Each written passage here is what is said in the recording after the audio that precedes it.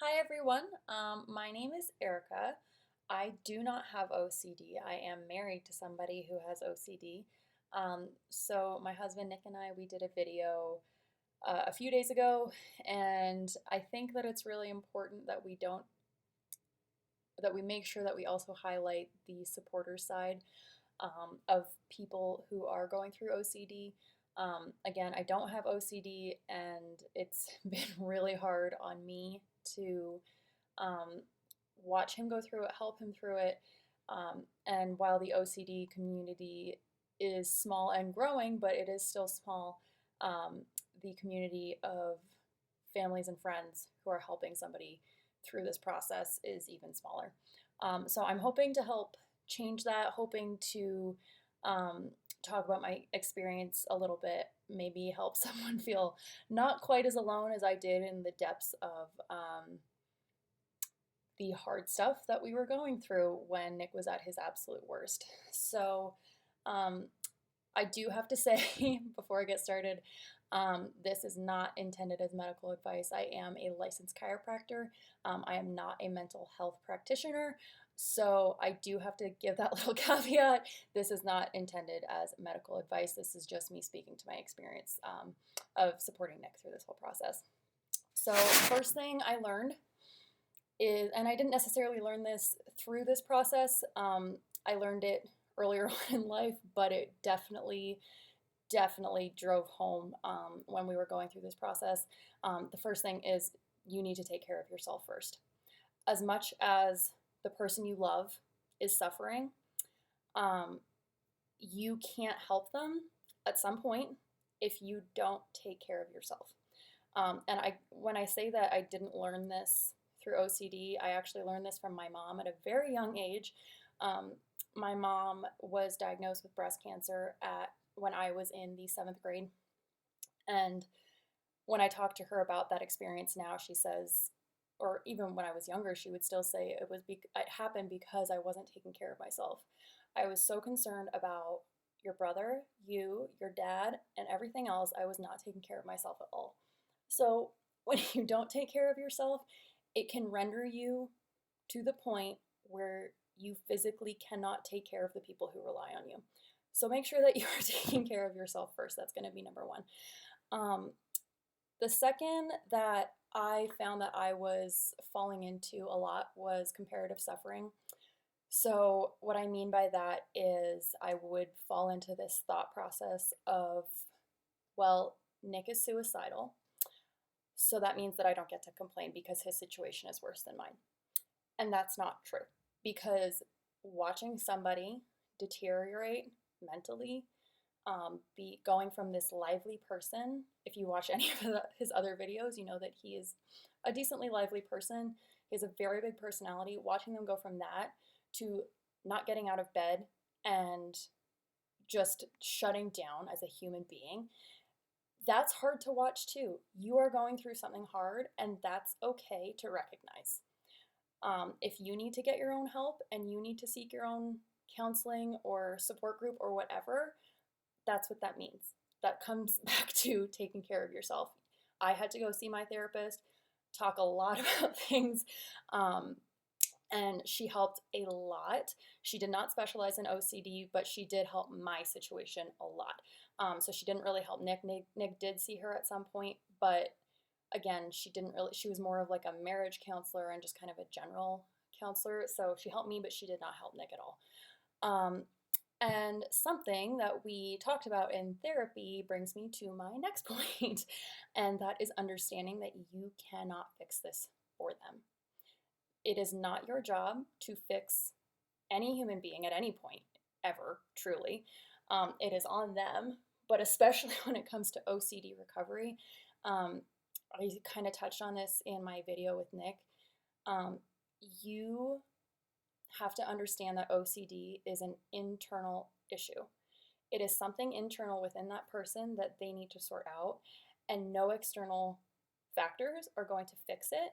Only internal factors will fix it, and that is the work that they need to do, whether it's the readings Rob recommends, applying that kind of stuff, talking to Rob and actually going through the process of checking in with him, group discussions, whatever that is, they have to do that work. It is not for you to fix. And that's hard for me because I'm a fixer. If something's wrong, I just go and I fix it, and that's it. I don't ask for help a lot, and that's another thing, is make sure that you're asking for help when you need it. But it was very hard for me to sit back and realize that, first of all, and allow him to just do it on his own, especially when we were in the first 6 months of this, 8 months maybe, where he wasn't putting in any work to fix it. He was doing a lot of avoidance. He was playing video games for quite literally 8 to 15 or more hours a day. And that's not the work, that's just avoiding his OCD. So it was really hard to not try to fix it for him. But ultimately, the more that you try to fix it for somebody, they're not going to come to that realization of, oh, they need to come to that realization and that point where they want to get better for themselves, not for you. Because if it's for something else, chances are it's not going to stick. So they have to do the work. So that was my next point. The next few are more along the lines of what you can do with regards to actually helping the person that you love, whether it's a friend, a family member, whatever. First is listen to understand. Do not say things like, that doesn't make any sense, because a lot of the different types of OCD, I didn't know anything about. I knew the washing your hands for contamination OCD. That's what I really understood was OCD. So when Nick came to me and was like, I can't stop thinking about my blinking, I've never heard of anything like that before. So I'm a decently good listener, and I was prior to this, but I've definitely worked on my listening skills since then, because they might say things to you that doesn't really compute in your head, and that's okay. It doesn't mean that you need to say that doesn't make sense. Just try your best just to listen to what they are saying, and if you can, try to understand it. So again, when Nick was first telling me, I can't stop thinking about my blinking, I can't stop thinking about my saliva, he has somatic OCD, it didn't compute in my brain, but eventually I started to listen to understand, and it's kind of like, to me, this is what it sounded like, is imagine having the same thought all day, every day. How crazy would that drive you? I don't have OCD, but I can imagine that would drive me up the wall. So just listen, even if it doesn't make sense. Just listen. Eventually, it might start making sense. You won't understand it firsthand, but you might start to understand more of what's going on in their head. The other few things are, don't reassure them. And this was really hard for me too, because I'm one of those people that likes to say, everything's going to be okay. But we don't know that. We don't know. OCD recovery takes so much work. I've watched him work all day, every day, since the day he committed to his recovery. Don't reassure them that everything's going to be okay, because it might not be. At the end of the day, the reality is this is hard work, and they may not actually recover. They may not actually be 100% or okay. And when you say that everything's going to be okay, well, what happens when they start to relapse? Nick did relapse, and it wasn't as bad. He didn't get to the point where he was, at the very beginning of all of this. But when they relapse, they might say, you said it was going to be okay, which you did, but it might not be at some point. And it doesn't necessarily mean that that's going to be how they are forever. But reassurance, it helps bring down their anxiety temporarily. But again, it's an external solution to an internal problem, because your reassurance is an external solution, temporarily bringing down their anxiety. It's not the solution. They have to understand how to cope with those really bad days. instead of looking to you to reassure them that they're going to get better. The other thing is try your best not to let them practice avoidance behaviors. Avoidance behaviors for Nick looked like playing video games, smoking the Juul. I'm sure there were lots of them, but sleeping. Sleeping's a really big one. Oh, I just want to sleep, bargaining with me. I just want to sleep a few more hours. I'm so tired. This recovery is exhausting. Yeah, it is exhausting, but the avoidance can turn into a compulsion. That's what they were for Nick.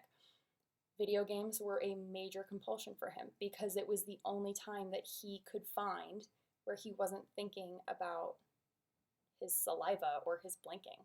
It's the only time that he could find any kind of relief. And again, that kind of brings me back to what I was just saying. It temporarily brings down the anxiety, but it doesn't long term have any benefit to it.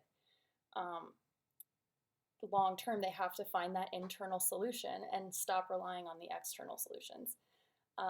So don't let them practice avoidance behaviors, whatever that looks like to them. If you're finding that they're doing something a lot more than they normally would, it might be an avoidance behavior. You can also ask Rob if you're the person you love is working with Rob. I remember when Nick was on the phone with him at one point, I took the phone from him. I was like, can you give me some advice on what to do? If you need to ask him, that's kind of what he's there for. He's great at his job. That's why we work with him. The other thing I would say is to keep them accountable for what they say that they're going to do, what they need to do, what Rob tells them that they need to do. With regards to Nick, sometimes that looks like making sure he gets out of bed within a certain time frame every morning. It means making sure that he's not drinking caffeine when he shouldn't. He just started reintroducing caffeine into his routine because he needs to learn how to not let the anxiety that can sometimes be increased with caffeine affect him. He needs to learn how to cope with that. But again, Rob also plays a role in when it's okay to bring those things back because caffeine was a compulsion for him for a little while. Not a very effective one, but it was. So if there's things that they need to be doing, I spoke in the last video, reading the books, and making sure that they actually apply what's in those books. If you need to read the books at the same time as them, do it. You guys can talk about what the last chapter was about and see what they can do to apply that into their everyday life. Holding them accountable is a really, really big one.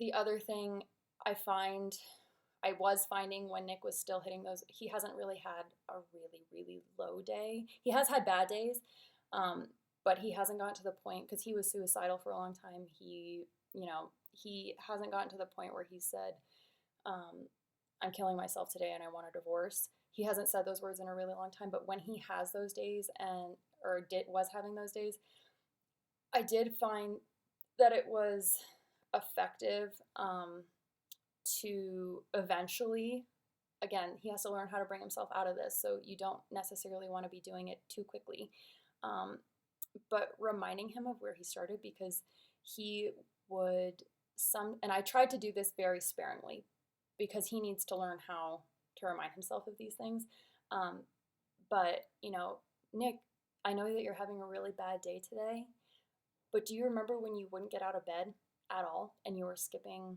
school? You've been able to go to work, you've been able to be productive, and you've been able to do these things. I know that you're having a really hard day today, and I'm not taking away from that.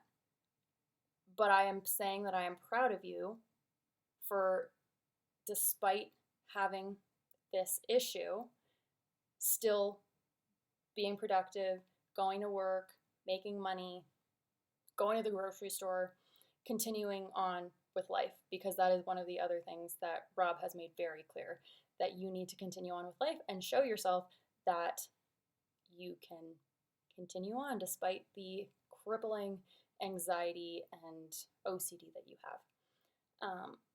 So I found that was helpful with him as well. Again, I tried to do it sparingly because I know that he needs to learn how to do that himself.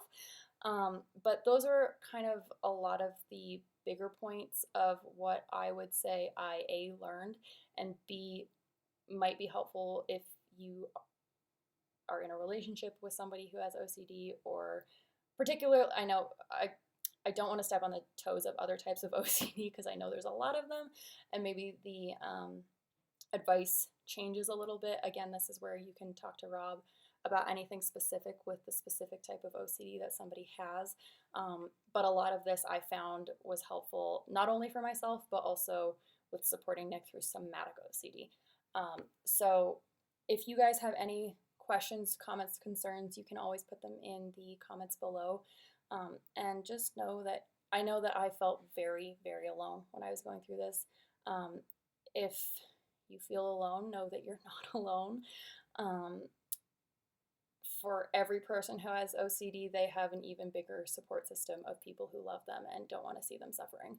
So while there might not be a whole lot of platforms for people to connect at this moment, as a supporter of somebody who has OCD, again, you're not alone.